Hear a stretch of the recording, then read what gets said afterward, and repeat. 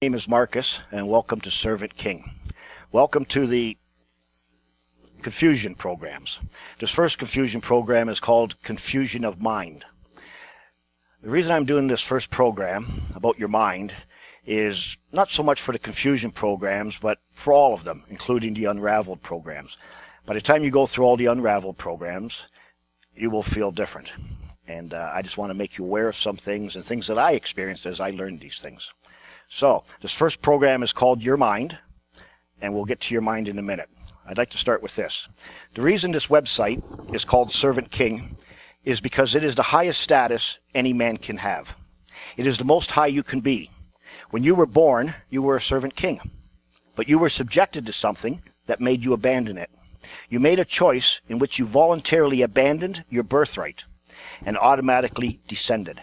You chose to become a descendant of something, but did not know you were making that choice. The good news is, you do not need to reascend. You only need to stop believing what you have been subjected to. The ascension is automatic or by default. Now, my programs are not a bunch of discoveries that add to confusion and leave you hanging as what you should do. No, I will be giving you the solution in the unraveled programs. But whether you take it and act on it will be your choice. Just as you have already made a choice by taking something and acting on it, which resulted in the loss of all your property. You now will need to make a new choice.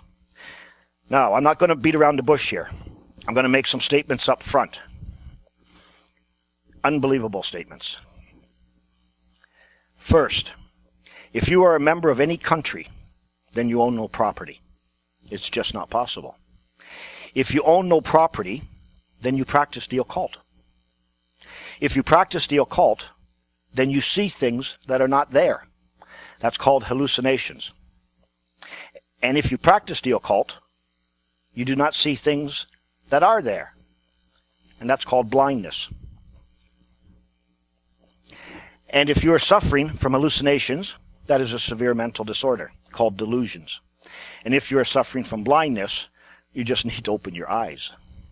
So, if you are a member of any country, you are suffering from hallucinations, and that is a severe mental disorder, you are delusional. Now, that's quite a statement to make, isn't it? But being the nice man I am, I prefer to call it confusion. Now, I know you don't believe what I just told you. I wouldn't have believed this years ago either. But what you believe doesn't change a thing unless you change what you believe. And who cares what you believe? Well, let me answer that for you. The answer is those who rely on what you believe to pull off the greatest swindle ever. Those who go to great lengths to be sure you will never reclaim your birthright. We were all born with a birthright. We still have that birthright. Just got to figure out how to get it back. Birthright is something people never think about. I don't know about you, but I thought it would be nice to own something. Anything. Maybe a dog. Right now, I don't even own my dog. Neither do you. And the other thing I would like to tell you before we get to your mind is what many call the greatest news ever. You've probably heard it before, but nobody believes it. Here's the news. The truth will make you free. Everyone's heard that, but who said it and what does it mean? In layman's terms, it would be called a get out of captivity free card. Now listen very carefully. You only get one card. There is no second card. It's a one-time offer, and the offer has already been issued. But do you know how to claim it? Now, if you find yourself in captivity today, what you need to know is that you are in a prison within a prison. Those who think they are free are also in captivity. But if you use this card, if you use it, you do have to depart and promise never to return. Just so we are clear about this, if you use the card, you can never return to who you are and where you are. If you do, you will have ensnared yourself again because of your conviction. How do I know all this? I have it on very, very good authority. I would also like to show you the shadow of a couple of things, but not the things itself. In order to see the thing, I will need to shed more light on it as we go. When the light goes on in your head, then you'll be able to see it. Could you imagine one day getting a letter from a lawyer in the mail? And the letter said that you are the beneficiary to a will. You are the heir to an inheritance. The letter goes on to say that you were disinherited and barred from your inheritance when you chose to be estranged from your dad and when you were adopted by a new family. However, I am pleased to inform you that your dad still loves you, and according to the codicil of the will, your dad will forgive you, but you must return home. In addition, the will stipulates that you are to be given exclusive control over your inheritance, provided you adhere to the complete and perfect terms of the will. This is an open standing offer, which you can claim at any time, but you can only claim it in person. P.S. I should also inform you that your dad is really wealthy. What would you do? Would you continue trying to make it on your own? Would you still try to make a name for yourself? Or would you act in the name of your real father and return and adhere to the terms of the will? So, to be sure that you claim your inheritance in person, you look up the word person in Webster's dictionary, and it says, a person is primarily a mask used by an actor on stage. Okay. So you go out and you buy a mask. And you put it on and you return home for your inheritance. When you get home, you say, hi, Dad, I'm here for my inheritance. Your dad looks at you and says, I don't recognize you. Depart from me, you who practices iniquity. Iniquity means pretending to be who you are not. Wow, wouldn't that be a shock? The letter you got from the lawyer explained the terms of the will, and you thought you did everything correct and right. You even looked up the word person to be sure you did not make a mistake. Wouldn't that just blow your mind? You see, the word person is one of the keys to understanding the confusion, to seeing the illusion, and learning how you have been swindled out of your inheritance. And I will be confusing you more before we completely unravel it. I should tell you that a person is not a noun. It's an adverb. The other thing I would like to tell you, like the inheritance story, is this. One day, somebody shows you something and it looks beautiful.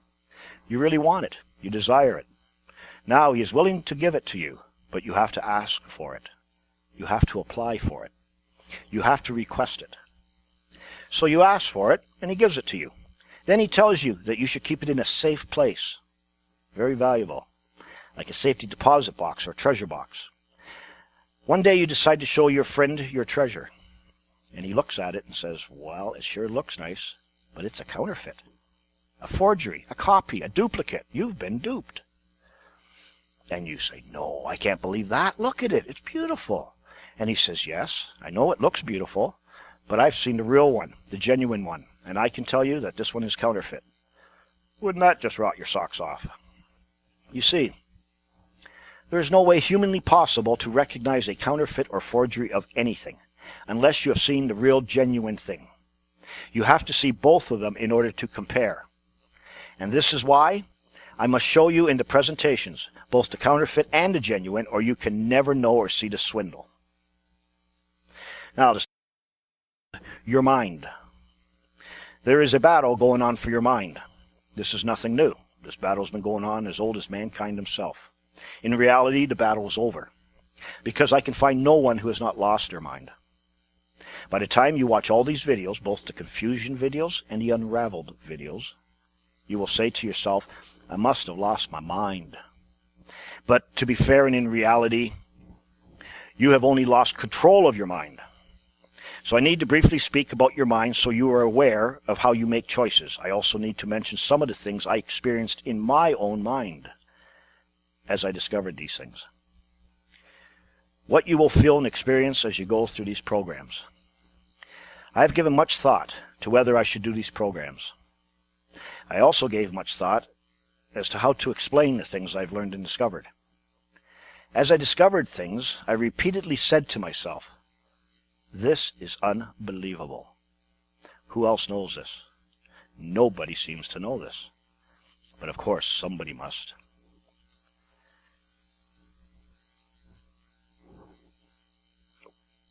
What makes the unbelievable believable is the evidence, the facts, and the proof. Proven facts become knowledge. If I were to just give you what I've learned without laying a foundation, people would take it, run with it, maybe for the right reasons, maybe for the wrong reasons, and could end up hurting themselves. It's best to act when the confusion is gone. You see, the law is a very serious thing. In other words, if you are involved in something that is bad, you'd be best to get out of it before you criticize it. Someone may hurt you. That's just a prudent warning. You see, these things I learned came to me slowly over many years. You will need time to absorb and grasp these things. You will need time to think a little bit more, until you can clearly see them, understand them, feel them, and live them. Knowing something to be true without the why is not knowledge at all. That is just believing someone who told you it is true. Belief is not knowledge. Belief is only what you accept as true. The few people who I've spoken to about these things in just a brief way have said, well, just explain it to me. I'm not stupid. And I can hear a sarcasm, a discomfort in their voice, because I just told them something that they know is true, but they don't know why, and that makes them feel uncomfortable. Deception has nothing to do with being stupid. It has to do with mind control in ways that we are all subject to. As we go through these programs, you will experience an emotion of frustration and confusion. You may feel a betrayal of something that you hold dear and sacred, like losing the love of something really great. Your first reaction may be to reject what you are learning and think it is crazy. If you are human, this is normal. Your mind has been controlled in ways to make you react to things which are contrary to your beliefs. You will feel uncomfortable. You may feel angry, maybe even towards me. You may reject what I present, but ultimately you should feel deceived. Why did nobody ever tell me this? And I'll be answering that question also as we go along. And if and when you grasp these things, you will feel fear and scared to act upon what you know to be true. All I can say about fear is that the cause of any fear you have or you feel has already happened to you. Think about it. Fear of doing something in the future is always based on a past experience, and the deceivers know this too. They rely on it. It took me a few months each time I felt these things to finally overcome them. I almost stopped my quest, but I reviewed the few things I knew to be absolutely true, and each time it made me continue. When you feel these emotions, just continue at your own pace, because things that are true will not go away just because you do not believe them. Renewing your mind will be the hardest thing you will ever do, and the lying deceivers know it. Again, they rely on it at your expense. Let me say it again. You will feel fooled, deceived, some will get angry, some will think it's funny, but everyone will feel frustrated and scared to do anything about it. But when you can clearly see the effects of this, however, and why it is done, you will see the extreme evil in it. Can you change your mind? People always think they're big enough to change their mind. I don't know. The first thing I need to address is this. If the information I present to you will change your mind, you have to be willing to change your mind. Stubborn, stiff-necked people cannot be turned. But when you start to see the facts, as they say, facts are stubborn things. It is very difficult, nearly impossible, to solve a problem using your mind if the problem is in your mind. The problem is your mind. How are you going to use your mind to solve the problem in your mind?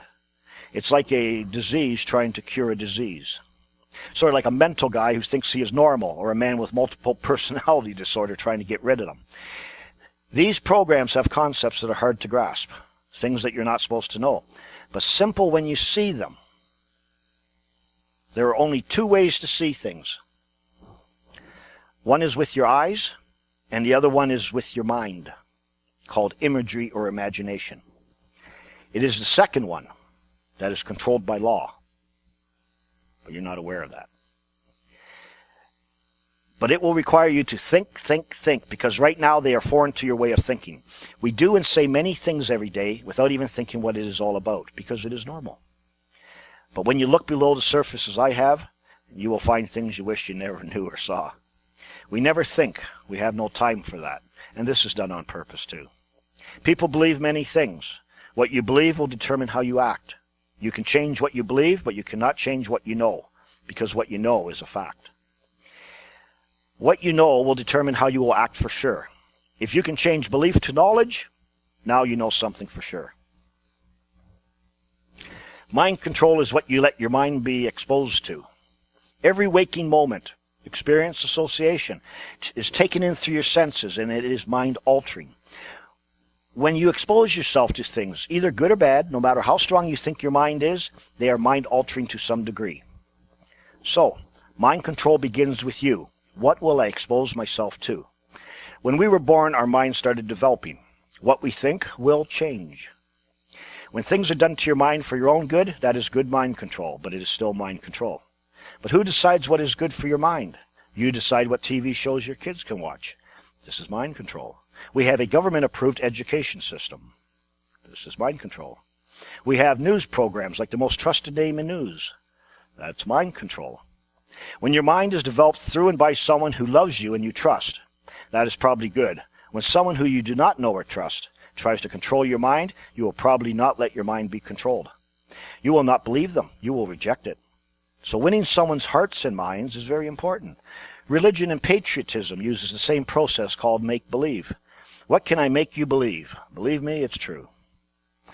I have to tell you, though, that some things are just make-believe. They're not true at all. Like pretending and acting. This is why all con men who want to sell you something are always friendly, nice, compassionate, tell you something you want to hear, stroke your ego, your self-esteem. They care for your well-being. They are concerned about your public safety. You may believe what I tell you because you like me. If you don't like me, even if I told you the truth, you wouldn't believe it. But these con men, they only met you a moment ago. Can they really feel these things for you? They don't even know you.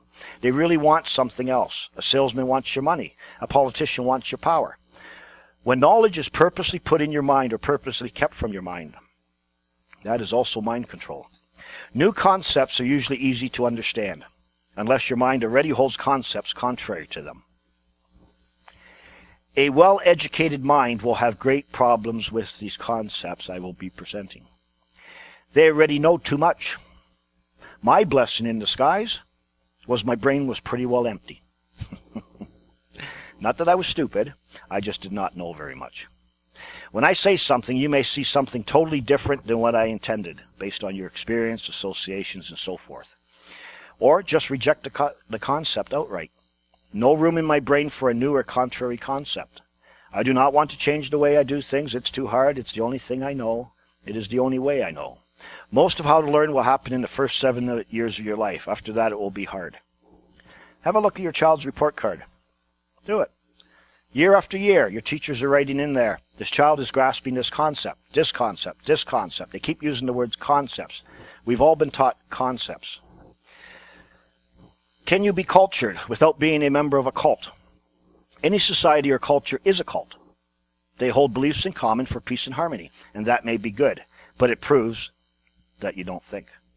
Free thinkers cannot all hold the same beliefs or knowledge. Those exposed to the same stimuli or mind control will think alike. We think of mind control in a cult as something bad.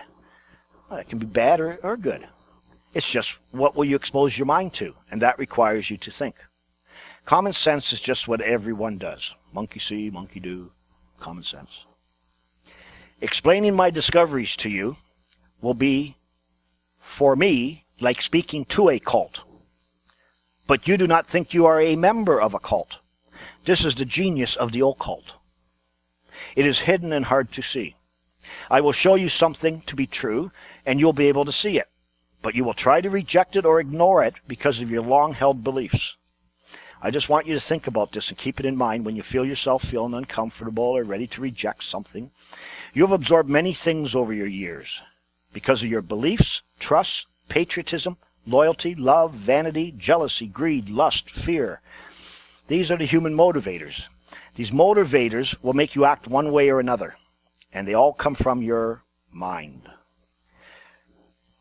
Remember what I said early on. Overcoming a mind problem with your mind is very difficult, almost impossible. I would like you to prove me wrong. In the next video, next program, I will begin my story. I have a story. I will show you what caused me to wake up from my dream. My story reveals my confusion, my lack of knowledge, but is foundational to all the programs. So, in the next video, let's get confused together. Till then, my name is Marcus. Жизнь 47-летнего дальнобоя оборвалась и началась заново в октябре 2013 года вместе со страшным диагнозом. Злокачественная опухоль, рак поджелудочной железы 4 степени.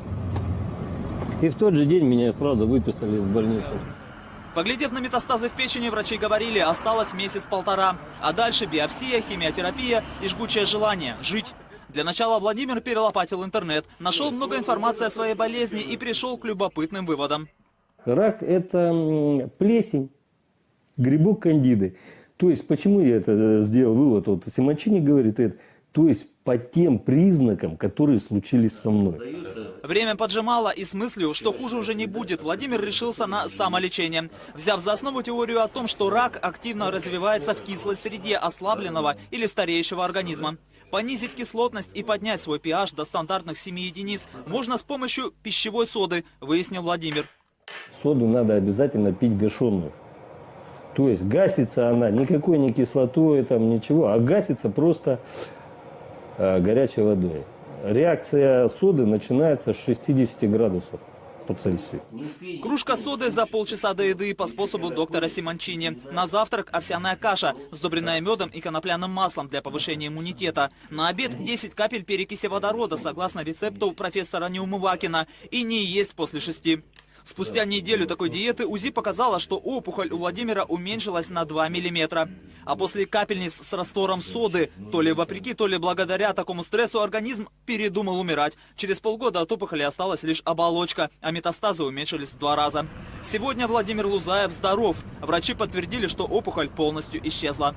Впрочем, медики относятся к этому скептически. Их можно понять, медицина не любит чудес. Рак излечим. Просто излечим и все. Всю эту информацию показали по телевизору. Вот чем я лечился, всю информацию показали по телевизору. Только никто не верит в это, потому что это настолько все дешево и просто. Поэтому так что руки опускать никогда не надо. Hi, my name is Marcus, and welcome to Servant King. This is a confusion programs. It is called My Story. It is revealing, and it made me have to think, and think some more. Now, I told you in the last program that I'm just a regular, ordinary type of guy living a normal life. I guess you would say I'm middle class, doing okay for myself. Basically average right across the board. Now, I know I'm slightly better looking than average, but otherwise I'm just totally average. I'm a common guy, a commoner, a member of the House of Commons. Today I think I'm peculiar. Other people think I'm peculiar. But back then I was nothing special. My mom thinks I'm something special, but that's my mom. I also like to think that my wife thinks I'm something special, but I know that she's only legally required to like me because of our marriage contract. A few years ago, I'm this normal, ordinary guy competing like all of you for the Commonwealth. I had a business where I bred falcons, hawks, eagles, owls, and vultures, and sold them people all over the world. It was a farming operation of livestock, but in my case, people think of them as wildlife animals as opposed to domestic animals. Then one day, new laws are passed, legislation, and I now need a license to keep all my birds. It's the law. Now, being dumb as a box of rocks, I react to this like I'm supposed to. Hey, this isn't right. I think I will protest. How can my government pass a public law regarding my private property? Of course, today I can think clearly, and I can see things. Today I think rather than react. But I need to tell the story as it happened then. So I thought my birds were my private property. You see, I had worked hard, I contributed to society, I paid my taxes, I paid my share. And then what's left is my commission for working. My disposable income to do with as I please, at my pleasure. So, instead of buying maybe a TV or a snowmobile or whatever people buy with their money, I bought falcons and hawks. I could never have a bird from the wild. There was no harvest. These are public resources. The birds in the wild are public resources, and they're vested here in Canada in what's called the Crown. And there's rules about that, and if there is any use or consumption of them, you have to pay a fee for it, and they're regulated. But I could never have any. Even the birds that were broken wing or sick or injured or couldn't survive in the wild. No, just kill them. Can't have them. I could have bred from them, made them useful, but no, can't have them. So I went and bought my own birds. So my birds are not a public resource and didn't come from the wild. Then the law changed, and I read the new law, and it goes, no, your birds are the same as the birds in the wild. My red-tailed hawk, my snowy owl, my bald eagle, no difference in the law with my birds and one flying out in the wild. So, now it's against the law to have these birds. Yesterday it was legal. Today it's illegal. The law says no person shall keep any of these birds of prey in captivity, except under the authority of a license. So now I have to apply for a license to keep what I thought was my property. It's the law. Now, you can't just go get a license. You can't just say, I'd like to have a license to keep what's mine. No, you have to beg for it. You have to plead. You have to request. Not only that, you have to pay a fee for that. So, if I want to keep the fruits of my labor, 30 years of work, sacrifice, I have to keep, or I have to beg to keep it. I have to pay a fee to keep it. It may be approved, it may not be approved. If I don't get the license, I lose everything. I guess the owner comes and takes them. I'm not sure at this point how this works. So you see, yesterday what was right, today is only just a privilege. It's no longer right to keep birds of prey. And when I explain to you what a license is, you will understand this. This will come a little further on in the programs. Now that it is a licensed activity, I need permission to do what is illegal. Now there is a public interest in my activities and what I have. Anyone can complain about my activities now. And my facility was open to the public for demonstrations and so forth. So now anybody who doesn't know anything about birds can come in and complain. They have an interest in my birds, in my facility. And then the complaints start to come in. Once you get so many complaints coming in, founded or unfounded, we're not renewing your license. And this is how it's done.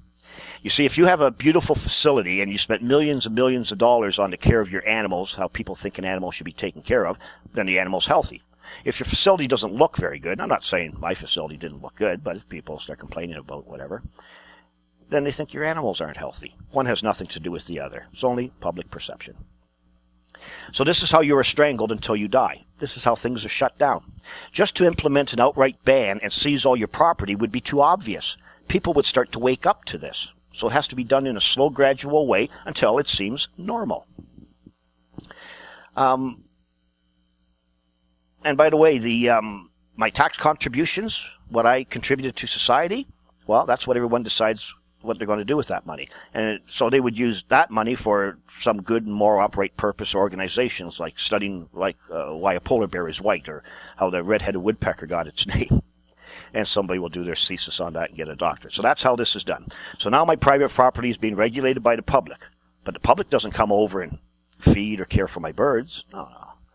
Yet they have a say in all of it. Some committee, some city, office. We don't like what you're doing. These are the regulations. This is how you have to do it. If I have a loss, it's not their loss, yet they have a say in all of it. So, if I cannot have these birds without asking permission and care for them as I please, then I guess I do not own them, do I? And of course, I'm still confused. I don't know how this all works. Yet, we are told about home ownership and owning your car outright after 48 payments. I did not know this at the time, but these are damn lies. Yet we believe it. So I'm thinking, this is not right, this is wrong. But heaven knows it's legal. So I was playing by the rules, and now the rules changed. Over 30 years into the game, the rules are just changed. This is cheating. You can't just change rules halfway through a game. That's not fair. Think about it. You do all this work and labor, make sacrifices, which have all become in vain because the rules are changed. How would you feel? What would you do? And yet you see this going on in society every single day, and people just look at it and go, oh, it's awful. He's lost everything. He's got no career anymore. What's he going to do? How's he going to survive? And no one ever realizes what the real problem is. So, you would say, you're a cheater. I think you would want to start this game over again. But this time, you know something, a secret. I won't be confused. This time I won't be deceived. This time I'm ready for you. But how do you start this game over again? In there lies the solution. But back to the story. No one can help me. What do?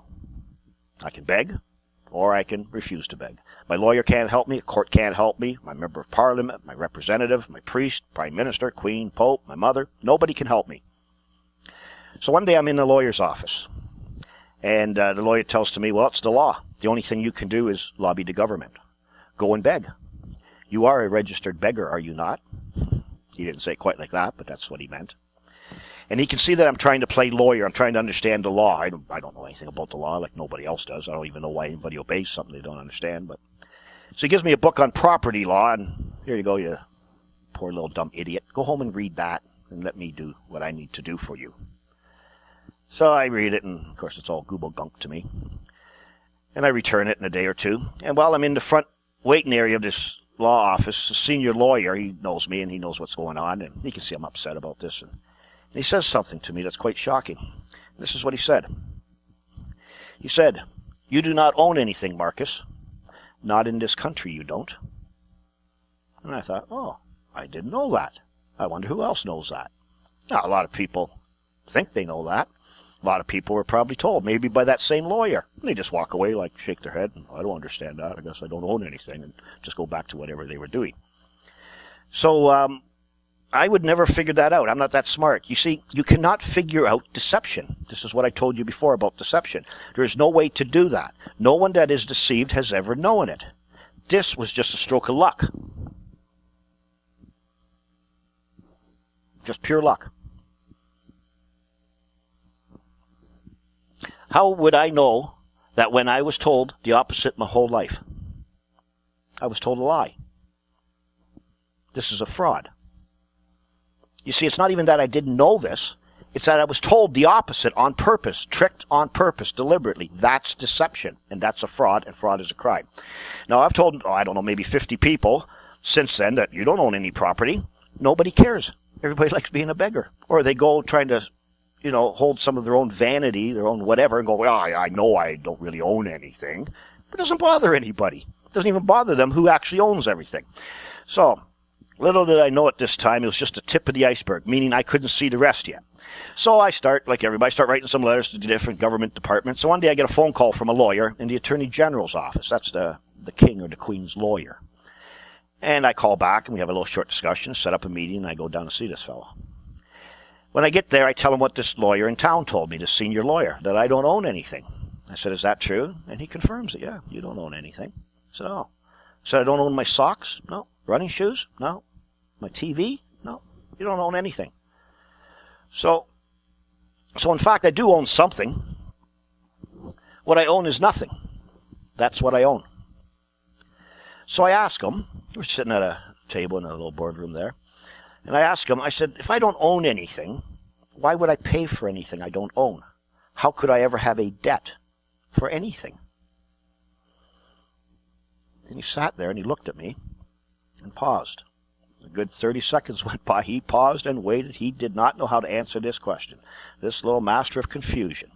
He did not know how to answer that question. Finally, this is what came out of his mouth after a long pause.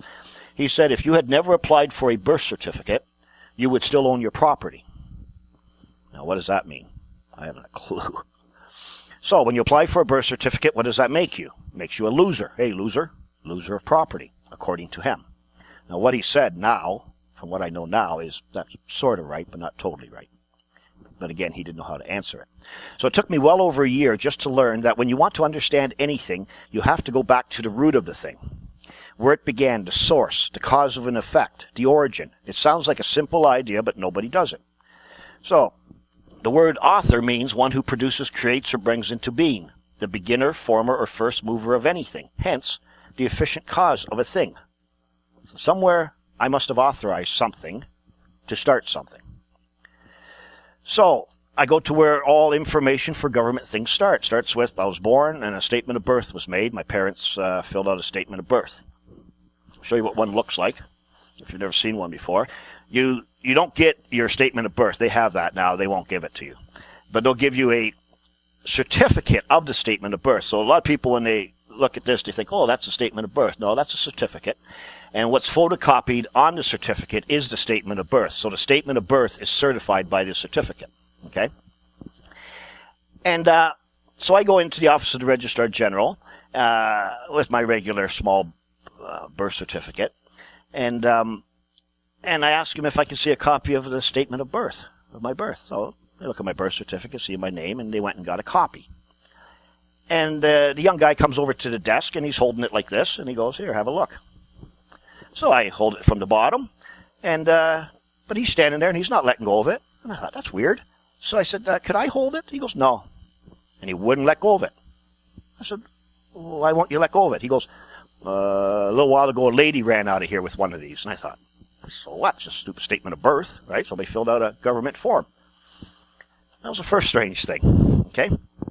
I look over to the left, and there's 4 police officers standing up against a wall. This is the place where you get birth certificates, death certificates, marriage certificates. You want to change your name, fill out an application to change your name. I thought, must have been some crime committed here. Why would all these police officers be standing here? So I ask him some questions about my birth certificate, and he doesn't really know the answers to these. He says, you have to see a commissioner. So I said I'd like to see a commissioner. So I wait for about an hour. Nobody calls me. Finally, I have to go down the hallway, and I go through another door unmarked. And I walk in there, and it looks like a bank. There's a big front hallway to the room, and then there's a counter, and then 5-foot-high glass. And then the glass, there's little round holes you speak through, and places where you can slide in underneath, just like when you're doing deposits and withdrawals. And there's girls working at desks behind this glass. Nobody gets up to walk over to see me. So I walk towards the end of it, and I can see a room to the left, so I lightly tap on the glass there, and some lady comes out of the side room, and she looks at me, and she says, yes? I said, I would like to ask you some questions about my birth certificate. She goes, oh. And she's standing off. She won't even come up to the counter. And I said, and she says, is that your birth certificate? And I said, well, I just want to ask you questions about a birth certificate. Sir, is that your birth certificate? I said, I just want to ask you some questions about a birth certificate. Sir, is that your birth certificate? I said, yeah, it's my birth certificate. Okay, what? So I started asking her questions about the numbers, registration number, certificate number, all sorts of things about it, right? And then on the front, there's a certificate number. She says, that's the certificate number. I turn it over. There's a great big red number. I said, what's that? She says, that's the certificate number. So anyways, so we're having a nice little conversation. No crosswords about anything. She just seemed hesitant, though. And so anyways, I'm looking at my birth certificate, and at the very bottom of the birth certificate, it says, I hope you can see this, it says Canadian banknote. And I thought, this must be a Canadian banknote. And what do you do with a banknote? Well, it's redeemable to bearer, I guess. So I asked her, I says, is my birth certificate, is this a Canadian banknote? She says, yes. Wow. So I thought, okay. So I take the birth certificate and I slide it underneath the glass, and I said, I'd like to redeem my Canadian banknote, please. And she says to me, she says, now you can redeem it if you like, but there is no cash value. You see, after reading all the stuff on the internet and all these people out there that don't know anything about this stuff either, like I don't, I thought, wow, I've hit the jackpot. Just redeem my birth certificate, my Canadian banknote. And if you believe the stuff you read on the internet, she's going to come out with a wheelbarrow full of gold coins or something, like some private account that's got all this money in there for you. But she says you can redeem it, but there is no cash value. Just as she says that, all of a sudden there's a voice right behind my head, and it says, excuse me, sir, but I've been asked to ask you to leave. So I turn around and look, and there's a police officer standing right up against me. And I look at him, and I thought, wow. So I looked back and I said, you can ask all you like. And I turned back to the glass, and the girl was gone. So I tapped on the glass again. She comes back. By now I'm sort of flustered, and asked her a couple more questions or whatever. And then I left. As I left, the police officer standing up against the wall, I said, so you were going to throw me out of here for asking questions? No, I was just asked to ask you to leave. So I thought, what's this all about? Creepy, wow. Something strange going on here. It should tell you that whatever you're involved with here is none of your business, or you're involved in something that's none of your business. A huge revelation. Anyways, about a month later, I go back with certified statement of birth. It's the only document I had left. And as I walk into the same room, there's a police officer standing down the hallway a little bit. As he sees me, he backs out of another door. I thought, wow, do I have leprosy or something? This is creeping me out. So I go over to the counter again, tap on the glass, a girl comes up, and I ask her some questions about this document. She doesn't know the answer. She gets another girl. She gets another girl. Before I know it, there's 3 or 4 girls standing around. They're not going back to their desk. They're all sort of like, why is he asking these questions? What's this? You know, they're all sort of nervous about this. So I all of a sudden I asked him a question. I said, this paper here, I said, I can see there's a seal on here, and there's like pre-printed stuff on here, and then I can see like sort of other stuff put on here. Where does this come from? And this girl, that was the most senior girl there, she says, oh, we get this form from the Bank of Canada, and we just photocopy the statement of birth on there, and then we issue it. I said, excuse me? Bank of Canada? Well, why would the Bank of Canada be interested in my birth? What do they have to do with certifying a statement of birth? Well, you should have seen her face. Anyways, from that moment onwards, it was like nervous as could be. I mean, this girl was ready to pee her pants. I'd never seen anything like it in my life. And I asked a couple more questions, and I could see they were just all over themselves. So I said, okay, well, thank you very much. And I said, could you please tell me what your name is for my records so I know who I spoke to? And she goes, no. I mean, she was ready to cry. So what's going on here? Some sort of secret? Why are they all acting so nervous? I'm telling you, I felt like I was in some sort of conspiracy movie. And this is a government office in a downtown city. So a little while, now I did a lot of things over the years to learn and discover a lot of things which you're otherwise not supposed to know. So around this time, I took a leap of faith. I figure if this stuff is none of my business, then I shouldn't be involved in it. Get rid of it. If no one's going to answer the questions for me, what these documents really are, then I'll just get rid of them. You see, sure, you're told if you want this, you need to get this. If you want that, you have to get this. If you want to leave the country, you have to get this. If you want to take your baby with you, you have to get this. If you want to keep your dog, you have to get this. It doesn't matter what you want to do. If you want to do that, you need to do this. But what's going on here? Is there some sort of authorization that I'm doing or making some sort of agreement or contract or whatever? I know nothing about the law. So I go back into town, go see my lawyer, and I tell him this. And of course, he's just being evasive as can be. Whether he knows things or not, I don't know. He can't answer, won't answer, or he just answers in a stupid way. So, what did I do?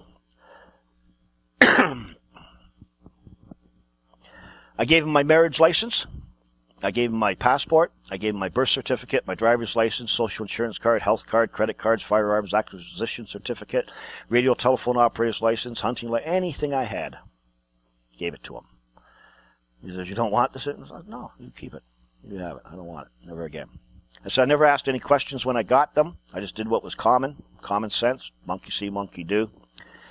So about a month later, I'm thinking, well, if I don't own any property, I don't need a will, do I? I mean, a will for after I die, where my property goes? Well, it's not my property. What do I need a will for? So I went back into the lawyer and I said, you know the will I have registered with you, like all families do? I said, let me see it. So he brings out a copy of my will, and I tear it up in front of him. He goes, oh, you shouldn't do that. I said, well, I told him I don't own anything.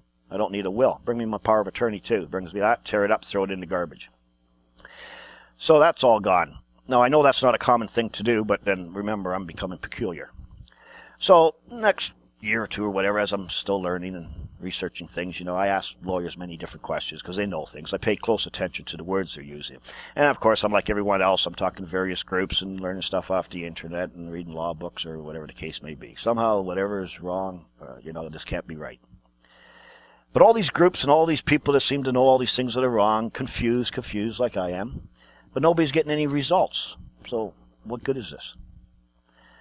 So now, like I said, I did a lot more things, but I still really don't know at this time that I don't own anything. I mean, I've been told it, but I don't understand why I don't own anything.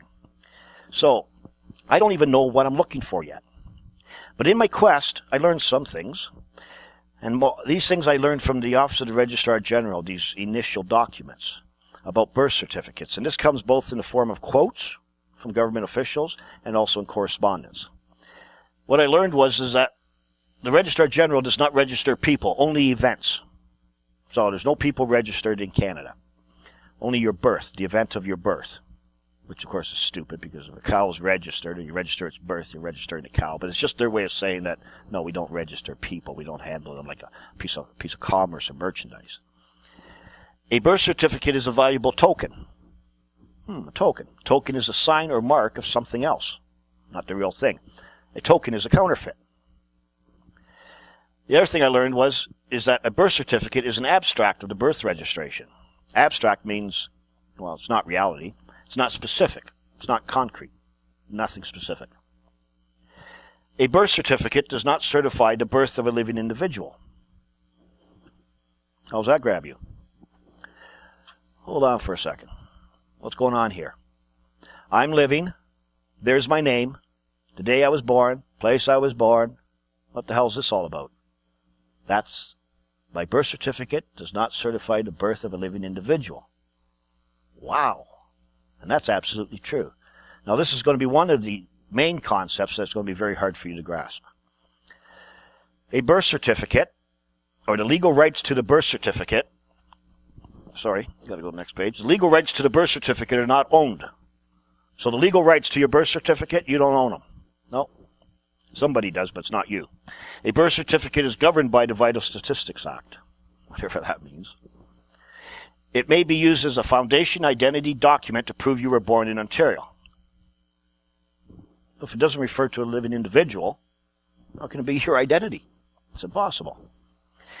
And your birth certificate was never meant to be used as personal identification. Now, I know in Great Britain, they actually put right on it that this is not meant to be used as personal identification. This is insane. I have to use my birth certificate to prove who I am. I need it to send my kids to school or their birth certificate. I need it to get a driver's license, to get a passport. I need it to vote. All sorts of things. But this isn't me. This is utter nuts. So, what do you think now? You still think you know what life is all about? What's going on? Now, you're probably thinking to yourself, oh, there's got to be some reason for this. I don't believe it. And of course, there is a reason, but you don't know what that is yet. Why has no one ever told me this? Who's going to tell you this? Why was I never given full disclosure to what I was doing or gave any informed consent to any of this? This is what all these people say. Well, you were given full disclosure, but you didn't know where it was, or if you did, you rejected it. But we'll get to that later. Now you need to think, what are the effects of this happening? Remember, the events are recorded. It happened. Maybe this is where the saying comes from when you say someone is certifiable, meaning they're nuts. Then one day, a little while later, I see in a big major newspaper this. This is an advertisement from the Ontario Ministry of Government Services advertising their birth certificates. Come and buy one. Be one of us. And it says birth certificates without the labor. Now, I'm sure every master of confusion that morning over their coffee were looking at that and just laughing their head off. But when you figure out what that finally is, it's not anything funny. It's sick. You see, there was no labor involved in the birth of this being. Your birth certificate is the birth of a being, but there was no labor involved in that birth. Not like your real birth. In this case, the labor comes after the birth. Remember I told you, I said the trick, the swindle cannot work without you. It would have no value. There's property they need. So I also learned that when you use your birth certificate as identification, you are only purporting to be this birthed being. I don't even know what purporting means, but I got that off a notarized copy of a birth certificate. So what does purport to be? Purporting means have the often specious appearance of being, intending, or claiming. So you have the appearance of it. Specious, plausible but false, based on pretense, deceptively pleasing. A synonym of specious is spurious, means intended to deceive. So when you got yourself a birth certificate, you're intending to deceive somebody. Every time you use that document, you're deceiving. Your intention is to deceive. A little while later, I'm going through these records called Hansard records. These are the government-kept company that keeps records of all the conversations, like in Congress in the U.S. or Parliament here in Canada.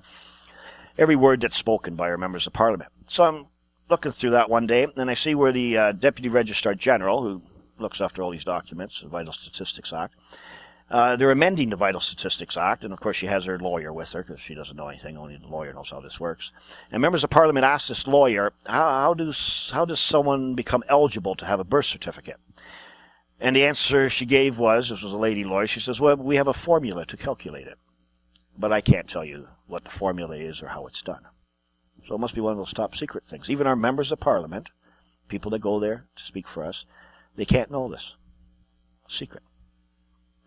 Now, I've seen on a number of these statements of birth, I see numbers down the side here, like someone's marking a test or doing some calculation or tabulation or grading system. I wonder what that's all about. Sort of a strange thing. So the more I learn, the less I know. I'm very confused now. What does this all have to do with the law? So I'm now at the point where I know I don't own anything. You are a professional beggar. Your birth certificate is not you. Someone doesn't want you to know things. Your servants are sworn to some sort of secrecy. Members of Parliament cannot know some things. What the hell's going on? I'm starting to feel like I'm in some conspiracy movie. This And it doesn't matter who I tell this stuff to. I mean, if you believe my story, it's true. It happened. If you don't believe it, well, so what? It doesn't matter. The truth is it happened. All this stuff actually happened. So now let me tell you what happens when you don't know how things work and you think, I don't want to be involved in this anymore. So let me tell you what happens when you don't own anything and you refuse to be a beggar, to beg for a privilege from the owner. I had birds for over 30 years, a lifelong work and labor, something I labored for my family, for their security, and so forth. Yesterday it was legal. Today it's illegal unless I beg and ask for a privilege and pay money for it, a fee. Please, can I keep my birds? I mean, boss, please, can I keep my birds? They tell you, fill out an application. Maybe we will approve it. Maybe we won't. We'll let you know.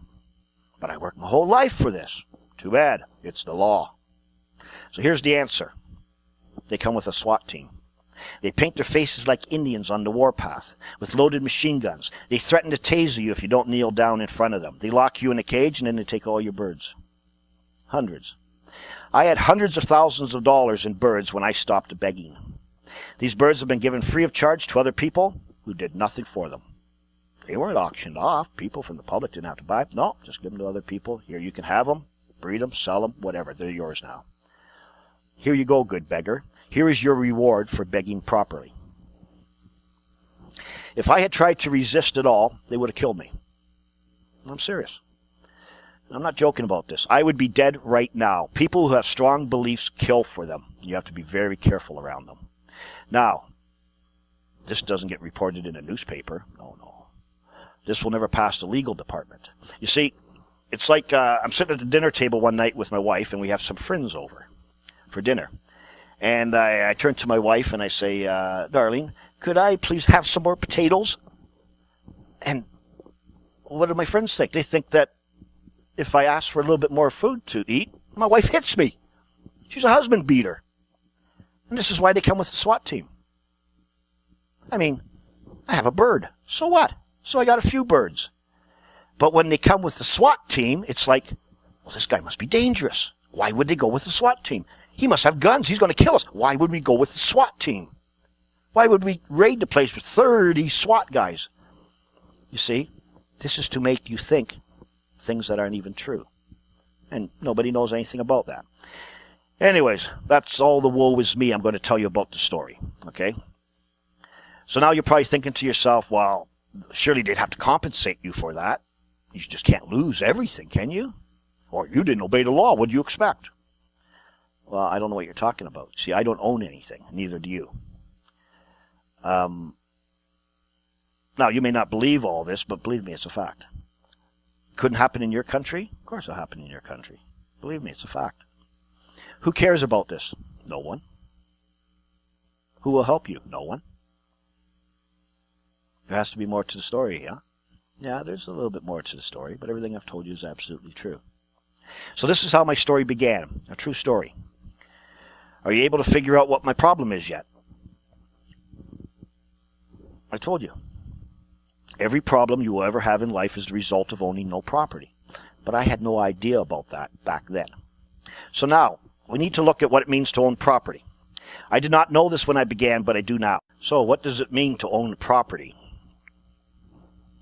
Property is the holy grail of law. Property is always in the custody of the law. Property is a peculiar, meaning one's own, right in lands and chattels to the exclusion of all others. It is the sole and despotic dominion which a man exercises over the things of the world to the exclusion of the right of any other individual. To own property means that you have the exclusive possession, use, control, management, and disposal of the thing to the exclusion of all others. It is a peculiar right. Peculiar, one's own. Exclusively yours. That's what peculiar means. No other man can tell you what to do with what is yours. This is the foundation of all law. Whoever owns it can rule over it. Now you understand how important it would be to own property. But who wants to be peculiar? We think of peculiar as someone weird, strange. Peculiar. Some people think I'm a peculiar man. Well, I'm certainly not common. Not anymore. Being peculiar is good if you want to own anything. if you own something, you have the exclusive right to regulate it. Like I said in the introduction video, we have all been deceived into abandoning our birthright. Our inheritance is in our birthright, and our property is in our inheritance. Without property, you can have no liberty. Why? Without property, you have no need of dominion. You own nothing to have dominion over. Everything you think you own must be borrowed by borrowing it or using it from someone else. A borrower is always a servant to the lender, and a borrower is always a user. And using what is not yours requires you to take interest in what is not yours. This is called usury. People think usury just has to do with money. No, it's more than that. Also, if you do not own anything, then anything you have must come from the trust of the owner, or you stole it from the owner. There is no other choice. Now, if you do not own anything, then neither does the guy next door. Nobody owns anything. Who then owns everything? This is a good question, don't you think? Can the owner take back anything I have at any time? This is a serious question. How could you ever plan for the future with this uncertainty hanging over you? Could everything I work for and labor for actually come to being in vain? I wonder if I own my life. Can someone legally kill me? Can someone legally sterilize me? Can someone legally inject me with drugs? Can someone legally put a dog collar on my leg and make me stay in my house? Can someone legally tell me I cannot speak to or even see my children? Can my children be legally taken away from me and given to someone else, and I can't even know where they are? What could be more important in life than this? I can tell you that no matter what misery or problem you are having or will ever have, this is the question you have to explore and find the answer to. This is it. Every problem you have ever had is because you own no property. You see, right now, whenever there is some regulation about anything, you just say to yourself, it's the law. Everyone's scared of the law. There's going to be a penalty if you don't obey the law. But nobody even knows what the law is or how the law is made. It never occurred to you that you do not own anything. Why? Because you were told that you do own things. But that's a lie. That's a damn lie. You see, being told a lie is a fraud. You believe you own something when in fact you don't. Now, I will admit that when you have or hold something that is not regulated, it will feel like you own it, but you do not. This is the exact thing that woke me up, and it should wake you up too. Explaining why you own no property is complex, but will become apparent as we go on. I will be giving you all the facts, evidence, and proof, and many examples to prove to you that you own no property. Basically, anything you could ever go to court for means you don't own it. If you can go to court because someone slandered you, that's proof that you do not own your name. Not even your name. If you can go to court to get custody of your own child, it's proof it's not your child. You do not own it.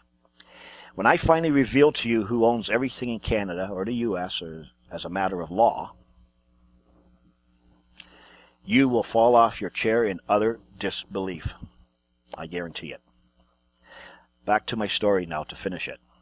So now I'm about 2 years into my quest, completely confused. I know nothing. But in my quest, two things stick out in my mind that seem relevant somehow.